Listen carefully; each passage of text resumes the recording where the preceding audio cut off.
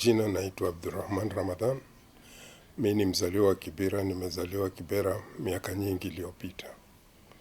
Na baada ya kusoma nilisoma Kibera Primary School. Kamaliza nikaenda private school, City High School.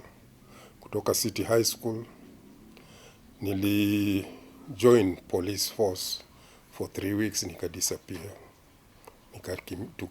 Tukahepa.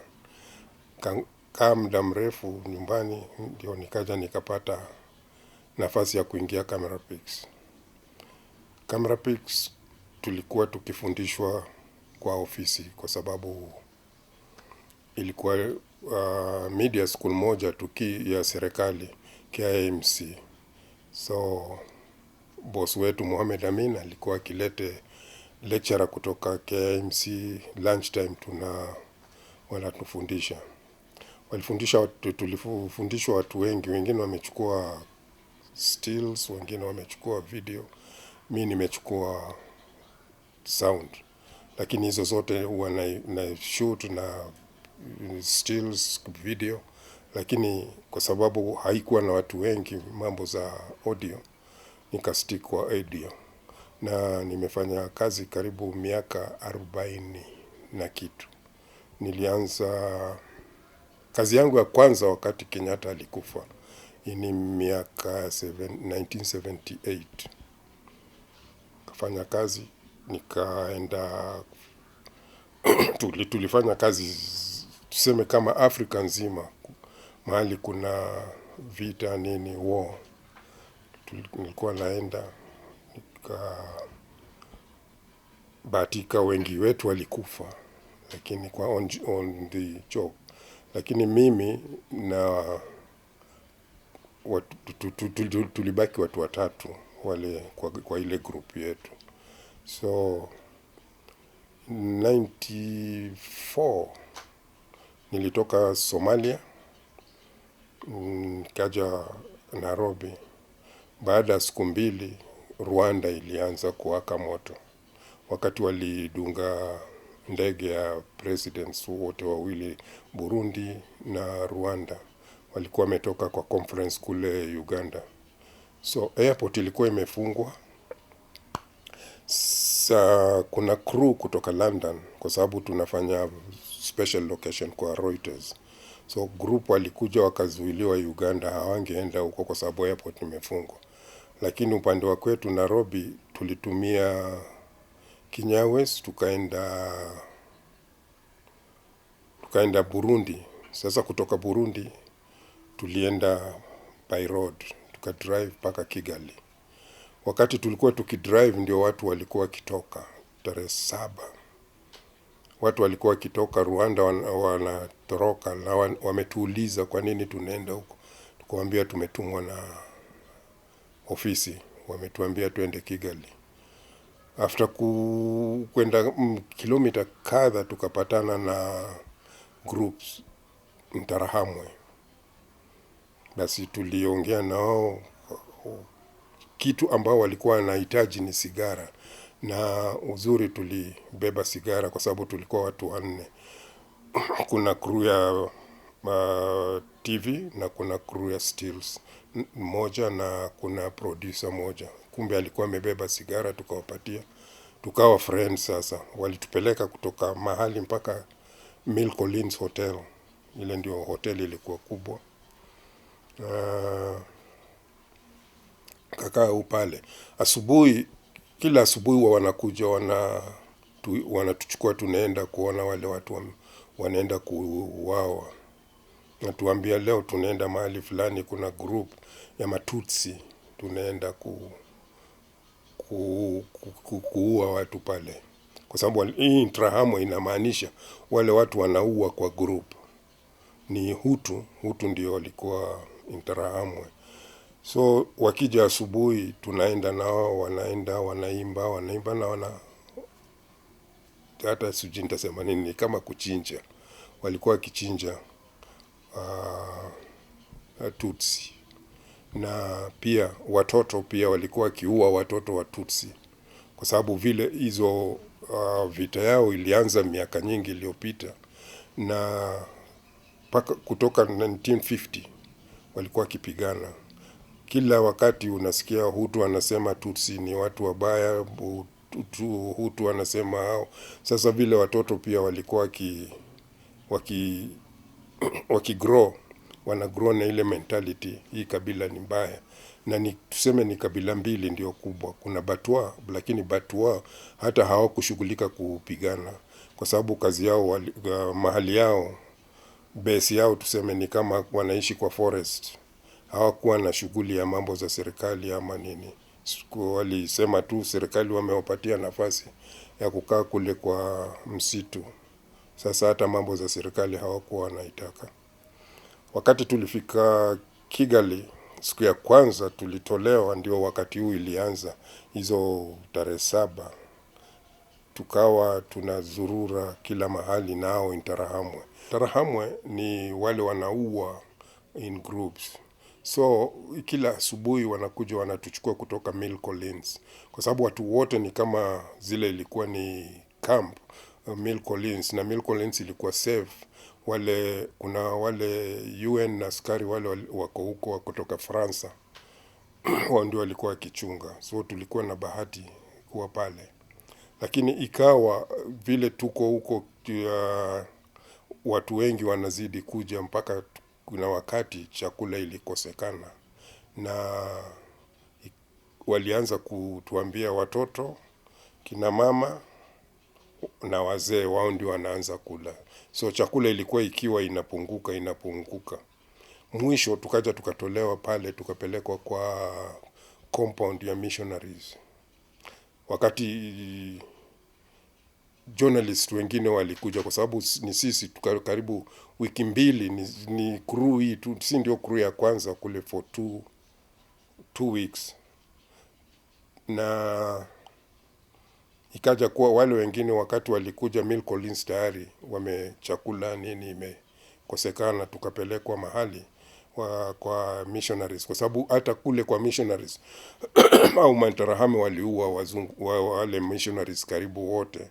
Sasa nyumba ilikuwa open, na kwa hizo nyumba hatukuwa hata na sleeping bag ama nini, kwa sababu vile tulienda hatukuwa prepared ati tutapata shida kama tutaenda kulala pali pengine sio hotel.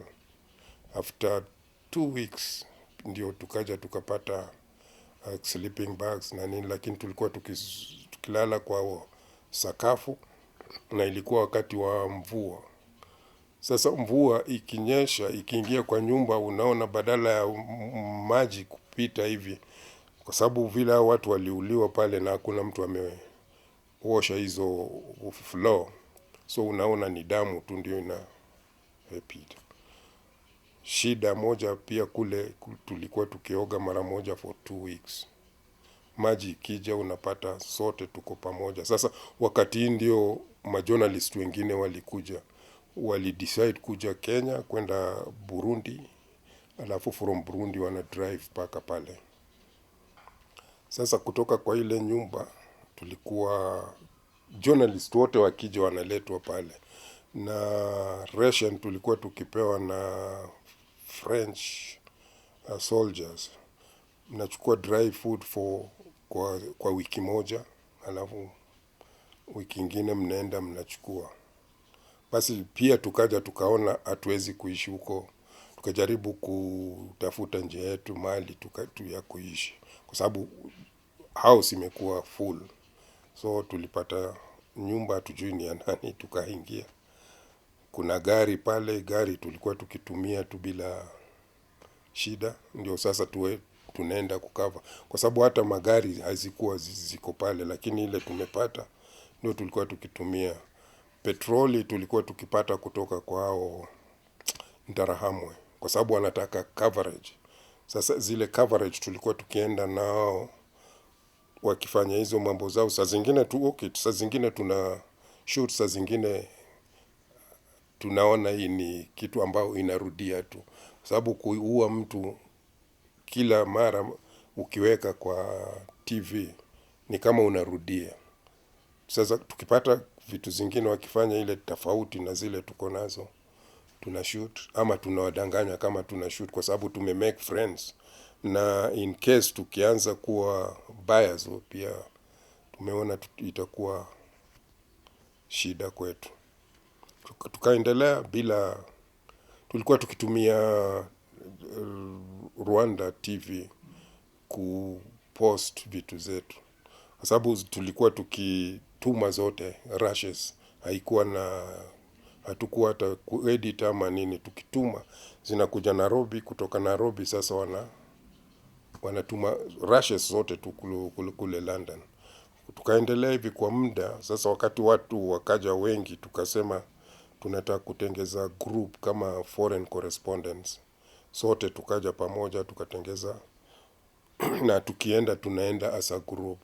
Lakini kuna baadhi ya wale journalists ambao wanasema huwa kawaida wanataka scoop. Utapata mtu anaenda peke yake vile. Kuna incident ambao ilitokea kwa mtu wetu wa Kenya, ni soundman, alikuwa akifanya na CNN. Vile walienda peke yao, kufika huko tulipata yeye ako kati ya wale watu wanaenda kuchinjwa, na cameraman yake amesimama ameongea mpaka akachoka. Hiyo hatukufilm kwa sababu tukifilm na aje achinjwe tutasema nini kwa watu. Basi kwa bahati sote tukiwa Nairobi tuko na press club, tunajuana. Tulijaribu kuongea kama 45 minutes na hao watu, walistop kuchinja. Wakatuambia sasa kama mnamjua muende kando kidogo, alafu tutawaita. Basi walituita moja moja, wa ID yako, passport nini wanaona. So ikiwa ya Kenya, waliomba hata kalamu na karatasi, walimpatia huyu jamaa aandike majina zetu. Kwa bahati nzuri anajua majina zetu zote. Sawa, nauliza nani fulani, nani Abdurrahman, nikatoka ikafika sasa watu 4 wote ndio majina zao ziko kwa hii karatasi. Huyu kijana alikuwa kitu Mbogwa. Ndio akasema okay, sasa ikiwa hivyo tungoje mkubwa aje, ni ile group leader. Sasa vile group leader alikuja, group leader walimpatia hizo karatasi na wamesema huyu jamaa sio Mtutsi, kwa sababu uso yake ilikuwa kama Tutsi. So wakati alisema hivyo akasema yeye huyu ni Mkenya na hao wanajuana ne hivi. Tena ikachukua karibu 20 minutes kunegotiate na watu wengine, kwa sababu kuna mama alisema huyu kijana wetu ni Tutsi, aliua familia yake na alikuwa akilia. So wale walijo Interahamwe wanajaribu kuona kweli kama vile huyu mama mzee analia ndio huyu akafanya hivyo. Lakini kwa bahati nzuri vile tukawa na hao watu na vile walikuwa wametujua, wakatuambia okay, sasa tutamrelease. Wakakata cables zile walikuwa wamefunga naye, kaambiwa arudi. Sasa kurudi ndio akachukua ndege kutoka, kwa sababu hakuna ndege ambayo ilikuwa ikifly. Alidrive paka Burundi, kutoka Burundi akaja Nairobi. Kuja Nairobi yeye pia amejiuzulu. Na vile pia tulisaidia Rwandese wengine, wale Matutsi tulikuwa tukiwabeba, tunaiweka kwa gari, camera jacket tunawapatia na kamera tunawasafirisha, kwa sababu ni wao wale tuliwapata kwanza kuanzia Mill Collins. Wale walikuwa wametusaidia sana Mill Collins. Na bahati mbaya ama bahati nzuri, ni bahati mbaya, yule engineer wa microwaves kule Rwanda TV ikaja kuwa mwisho tukaja tukajuana, ne kumbe familia yake wengine wako hapo kwetu Kibera. Family iko kwa Kibera, na bila alinieleza nikaja na nikapata, na tuseme ilikuwa kama wa kilomita kutoka mahali naishi. So nikaja na barua nikawapatia. Baada ya siku 2-3 kurudi, wakaniambia mtu wako amechinjwa, kwa sababu ile sio kuualia, ni kuchinja mtu kabisa hivi. So tukaendelea pale, wakati journalists wengine walikuja, ikawa sasa kuna RPF walikuwa kitoka Uganda wanakuja. So tukadecide sasa kutoka, kwa sababu walisema wakija wana shoot tu kila mtu yule iko Rwanda, kwa sababu na pia tujui watu gani wako na nguvu, RPF ama hao Interahamwe. Hii ndio kila tukienda mahali tukifika tunataka kujua au opposition ama wale wanakuja rebels, sasa watu gani ndio wako na nguvu, ndio tuwafuatane na. Haini uzuri pia Sazilo walikuwa wakija, walikuwa na group wale walitoka Nairobi, sasa walienda Uganda, walikuwa kiishi na Kagame. Wakati walikuja tukatoka, baada ya kutoka siku 3-4 tukarudi tena, lakini tulienda upande wa Tanzania. Wale walikuwa wakija upande wa Uganda, na si pia tunaingilia upande wa, tukakutana pale. Wakati tulikuwa tunataka kutoka, shida ilikuwa hivyo. Tukapata tulikuwa tukipata gari tuna jaribu kudisconnect hizo ignitious, tuna connect, tunaenda na tukapata gari. Tukasema boda ile ambayo tunaweza kuvuka na hii gari twende Uganda. Kutoka Uganda sasa ndio tutakuja Kenya. Kufika mahali, wale advance party kutoka Uganda walikuwa wakija na walikuwa kishoot. Wanaweza kushoot zile wanaita nini, covers or something. Wanashoot alafu huwa wanakimia kwa karibu 2-3 hours. Wanataka kusikia kama kuna risasi zingine zitatoka on the opposite side. Basi wakatupata, wakatuliza mnaenda wapi? Tukasema tunatoka tunaenda sisi ni wa Kenya, lakini tunaenda Uganda alafu tutarudi. Tulikuwa na Mfaransa mmoja ambaye tulimpata pale. Sasa yeye pia anataka kuja. Tukawa ile kudanganya ile, tulisema huyo ni Archbishop kutoka Zimbabwe ili tupite zote. So wakatuambia mkifika mahali mtauawa. Afadhali mrudi tu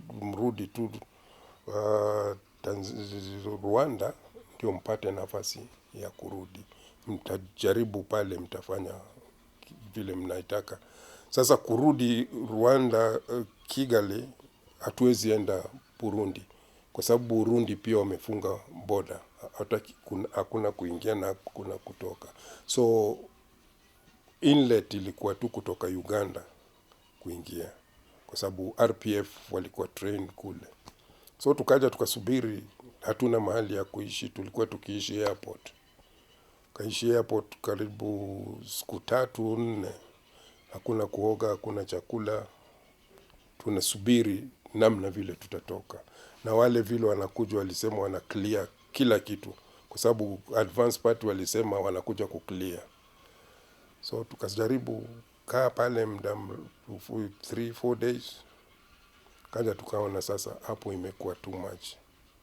Tukahama tena kutoka airport tukaenda kuna town distance inaitwa Gitarama. Tuliishi pale, na tukaja tukaona sasa kwenda huku afadhali turudi Kigali.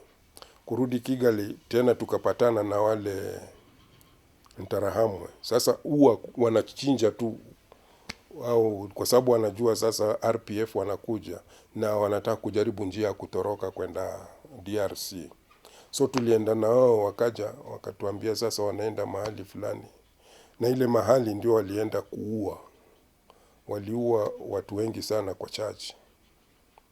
Vile walikuwa kiua, tulikuwa huko, wakatuambia tu mtakuja mfanye nini, mrecord. So tulikuwa huko, tulirecord vile waliua watu karibu 300-400 people. Wale wako na bahati ni wale watu walikimbia mosque, kwa sababu mosque imam alikataa, alisema hamtafanya kwa zile maovu mlifanya church kuja kuifanya hapo. Kana wapo wakatupeleka mahali ambao ni si watu 4 tu ndio tuko huko foreigner, lakini kila asubuhi anakuja anatuambia sasa haturudi Kigali, lakini surrounding area outskirt of Kigali bado walikuwa wakiendelea for karibu mwezi mzima, ili tu wapate ile nafasi ya kutoroka kwenda pale. Baada ya wakati tulitoka Nairobi, tukarudi Nairobi, sasa kwenda side ile ingine kutoka Burundi, ndio tukapata sasa clear. Na kuna wakati pia tulijaribu kutoka pale Kigali, lakini ni Belgium walikuwa kifly, kwa sababu walitengeza airport, sasa wanaweza kufly out. Walijaribu kutuchukua mara, negotiation ilikuwa nyingi sana, na tulikuwa tukijaribu kila namna ambao tunaweza kutoka, lakini tukienda kwa mara French tulienda evacuation. French walituambia sasa hatuwezi kufanya evacuation kwenu kwa sababu mimi niko na passport ya Kenya, wale wengine wako na British. Walisema wale colony yao, tuseme kama wale wanaongea French, kina mama na watoto, alafu sisi wengine wataona vile watatutoa pale. Tulikaa kwa hizo camp for hata sijui ni siku ngapi, tunangoja tutolewe. Lakini vile kuja kutoka, tukadecide sasa kila kitu afadhali tufanye tu vile tunaweza kuifanya ili tutoke Rwanda. Tukaja kupata ndege, tukarudi Nairobi. Lakini for 1.5 hours walituambia wamebeba equipment, ammunition, na tuwezi kaa juu ya hizo ammunition. Askari walikaa kando na kando, si watu 3, kwa sababu wale wengine wamepotea, tujui vile walirudi Nairobi. Sasa si 3 tunajaribu kukazana ili tuje, ndio wakatubeba kwa ndege. Lakini tulisimama kwa ndege ni kama kusimama kwa bus wa 1 good hour mpaka Nairobi. Kurudi nyuma, mimi nilikava war nyingi. Nilikava Sudan, Southern Sudan, SPLA. Nilikava Eritrea Ethiopia war, na nilikava war kule Ethiopia ya hizo makabila Oromo, na nilikava pale Mozambique, Congo DRC, lakini sijawahi kuona ile kitendo wao wanaitwa nani, Marwanda, vile hizo vita zao, kwa sababu hawatumii hizo. Mali pengine zote walikuwa wakitumia bunduki nini, lakini hii Rwanda walikuwa wakichinja. Utapata bibi na bwana, bibi ni Mtutsi, bwana ni Mhutu, lakini anaua. Na tumeshuhudia bibi alizikwa akiwa hai, kwa sababu wote walikuwa wanataka publicity. Kila wakituona hasa au Interahamwe, kwa sababu mostly tulikuwa tukiwork na Interahamwe, wao ndio ni kama powerful wakati wa kwanza. Sasa lazima wakija wakituambia hivi tulienda tukapata mtu Hutu alizika bibi yake na mtoto, kwa sababu wao ni Tutsi. Ile vita ilikuwa mbaya, na naomba tena kitu kama hii haitendeki. After 1 year nilirudi Rwanda. Tulirudi Rwanda, tukaenda round, tukapata wale walikuwa wakiua wako kwa jela. Kuna jela naweza kusema ni kama maximum inaitwa Kigali 1930. Wote tuliopata pale. Hata wale tulikuwa nao pia recognize karibu watu 10 kwa ile group. Wote walishikwa, watoto pia walishikwa, kina mama walishikwa. Kwa sababu mama ya Hutu anaenda kuua mama ya Tutsi. Mtoto Hutu anaua Tutsi. Sasa ilikuwa ni kama nafikiria vile wazazi walikuwa wakiwafeed. Kutoka utoto wako anasema huyu jamaa ni hivyo, huyu jamaa hii kabila ni hivyo. Kutoka 1950 nafikiria hivyo. Hii watoto wanatuua, baba yao walituua wazazi wetu, Hutu sio watu wazuri, Tutsi sio watu wazuri. Lakini 1994 ndio ikaja explode kabisa. Na pengine ndio itakuwa mwisho. Pengine ndio imekuwa mwisho ama itakuwa mwisho ya hizo vita zile ziko pale. Hizo vita za Rwanda, wote watu wengi wale walienda huko walikuwa na trauma. Wengi. Hata huu kijana tumemsaidia mpaka wakati wa leo naongea. Kama angekuwa hapo na tunaongea mambo ya Rwanda, utaona anaanza kutetemeka, toa jasho kwa sababu anakumbuka zile vitu aliona pale. Na kama sio sisi angekufa. Bado tuna communicate naye, lakini tukiwa pamoja tuongee mambo ya Rwanda ama mambo ya vita hizo, kwa sababu Somalia wapi tulikuwa sote pamoja. Tunaongea general talk. Kwa sababu ukianza kuongea naye, kuna msichana alikuwa akilia ovyo. Kila akikaa hivyo peke yake wanalia. Anakumbuka zile Rwanda, mambo za Rwanda. Lakini kwangu, kwa sababu sijui pengine anaweza kusema vile nilisoma Qur'an ama nini, kwa sababu Mwenyezi Mungu alisema mtu kuna kifo, utakufa kila mahali, wakati wowote, na hata ukitoroka bado zile kifo itakufuata mpaka mahali huko. Wakati nilikuwa huko hata sikushughulika, kwa sababu kama kuna kifo nitakufa.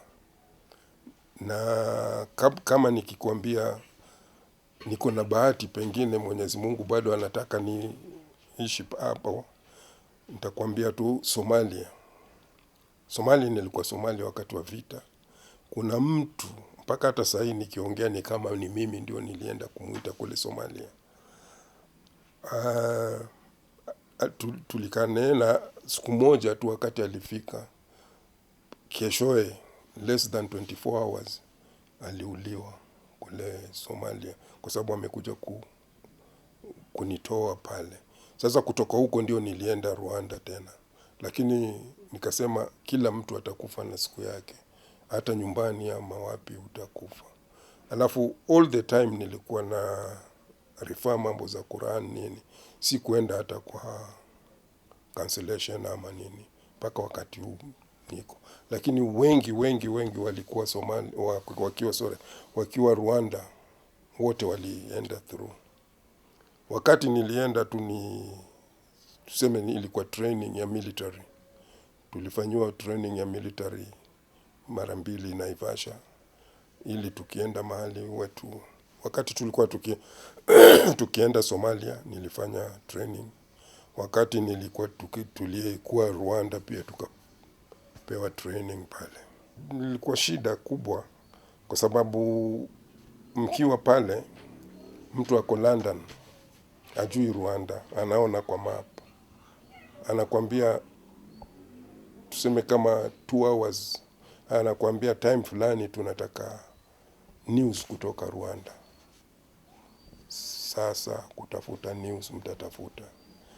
Uje nazo upeleke iwe editing alafu utume. Hawa jamaa hawakuwa wanajua shida ambayo tulikuwa tukipata. Sasa huko kwa amekaa tu anajua in 15 minutes 10 minutes tunataka clip kutoka Rwanda. Basi tulikuwa tukifanya, saa zingine tulikuwa tukitumia ujanja. Tukienda nje tuna shoot picha nyingi, alafu kuja kuedit na kucut. Tuna cut. Tunaweza kucut tape moja tunatuma mara 3. Kwa sababu ni kitu kama 10 minutes. Tunatuma ya leo, kesho wakisema wanataka ingine same tape, tuko na clip ingine tunawatumia. Sasa huo wanaona ya kwamba hao watu kweli wanafanya kazi. Lakini kwa bahati nzuri ama mbaya, kwa bahati nzuri kuna yule jamaa alikuwa kwa desk, alikuwa akitusumbua. Akaja Nairobi akasema anataka kuja Rwanda. Basi walichukua ndege wakaenda mpaka wakaja Rwanda. Hatujui vile walikuja, lakini alifika pale. So kuja kutuona, aliona ile shida tunapata.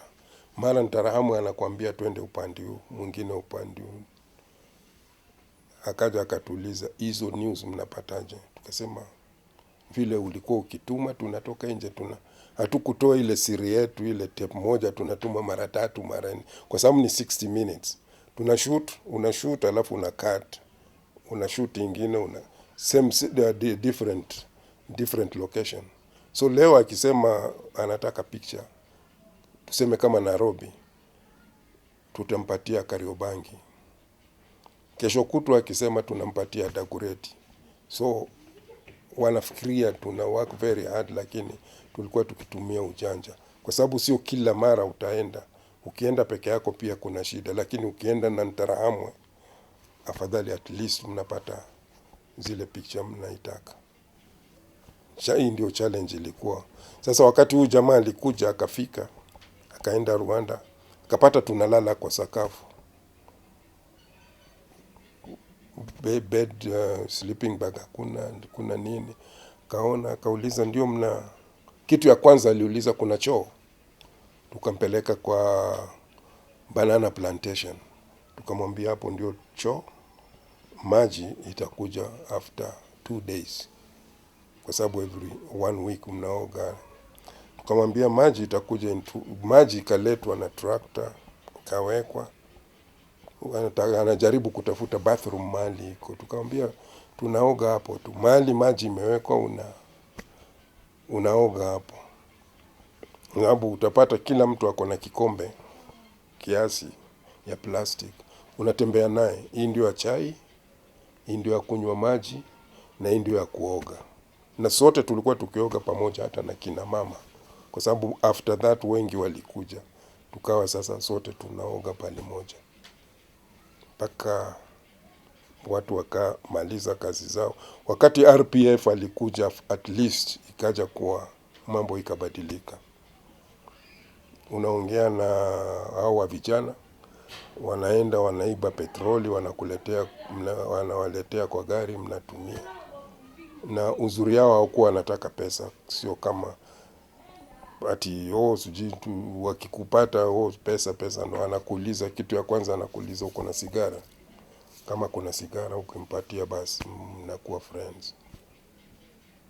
Hii ndio vile tulipata friends Rwanda. Siku ya kwanza kuingia Kigali, tulipata ile mkubwa ya Ntarahamwe. Kando tulipelekwa kwake. Tulipata watu 3 waliuliwa. Moja pandi na moja pandi na moja iko hapo. So huyu jamaa alifanya hivyo. Akatuita, akasema yeye ndio boss ya Ntarahamwe. Tukaongea. Kuna mtu alijaribu kumpatia dollars, akasema banki imefungwa, hatuwezi kuchange pesa. Ndio tukawapatia sigara nini. Sasa kwa ile aliona ni ile hisani vile tulimpatia sigara na kiberiti, alituambia kuna bia ililetwa, crate iliwekwa juu ya maiti.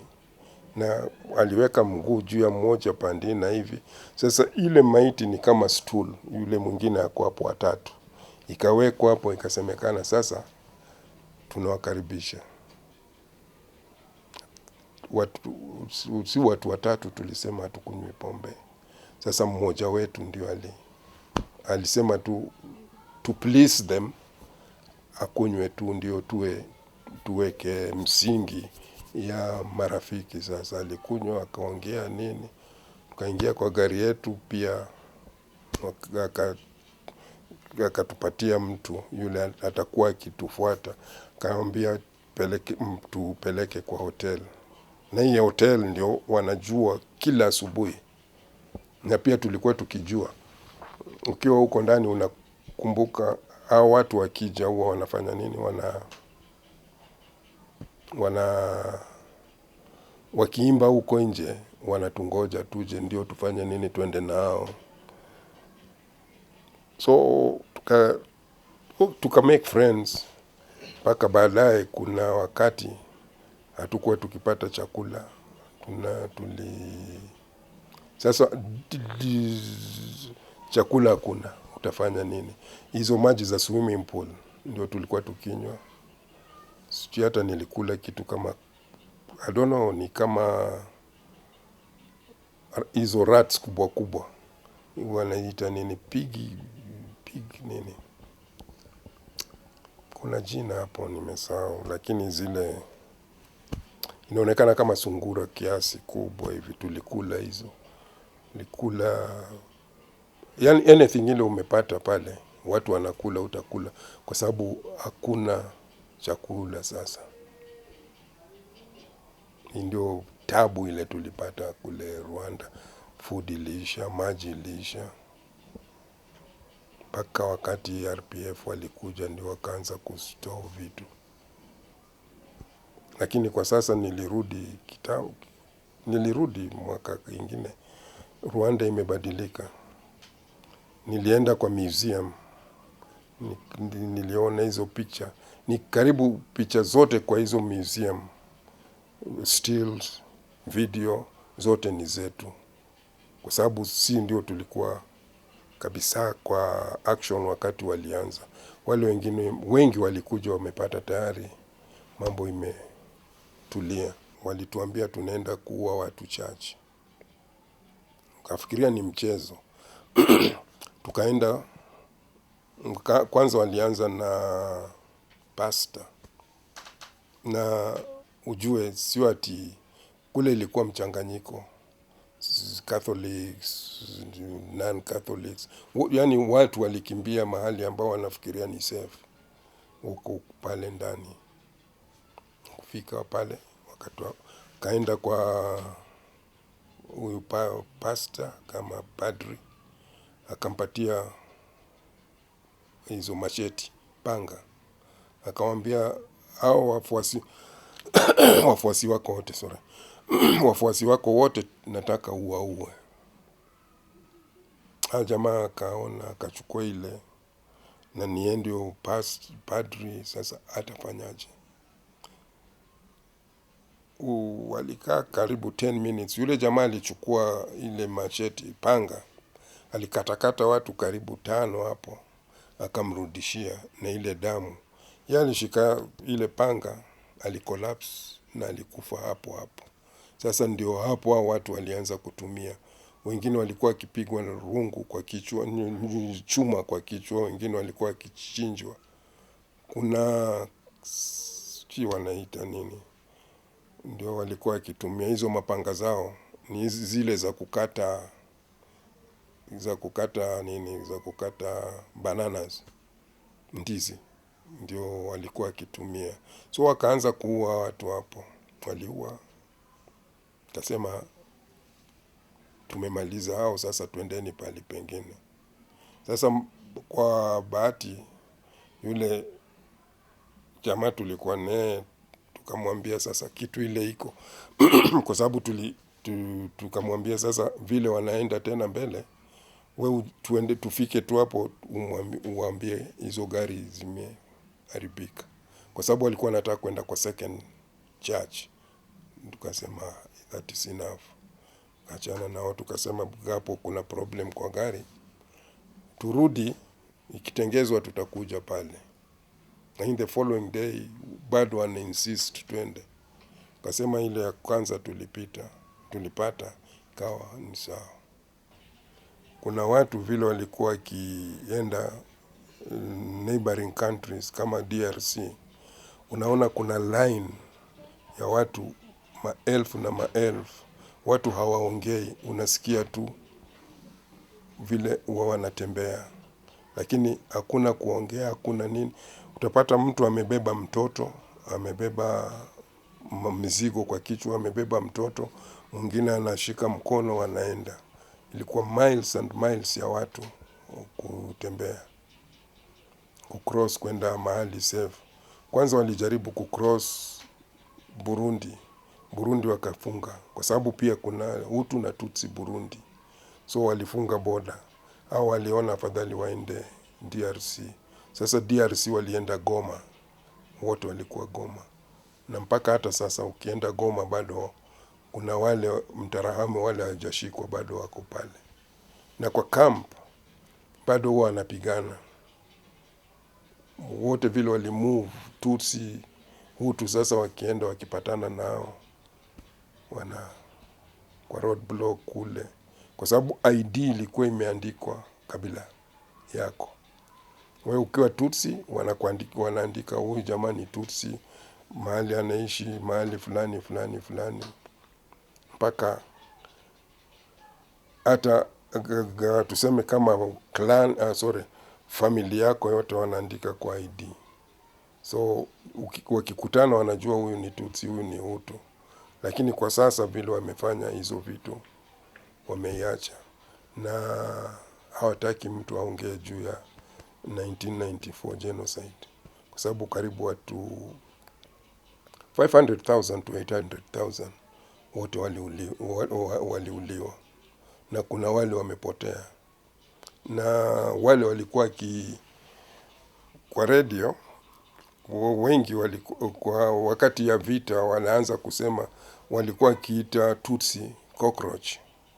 Utasikia tunaenda kuua cockroach mahali fulani fulani fulani, na wote wanasanywa pamoja. Ikiwa town moja, nyote mnalete kwa kiwanja, alafu wanaanza kuua moja moja. Kuna mahali tulifika tukapata mzee peke yake tu. Nikamuuliza mzee, kuna watu wengine wako wapi? Alisema wote walisanywa na wakaenda kuwaua kule kwa kiwanja.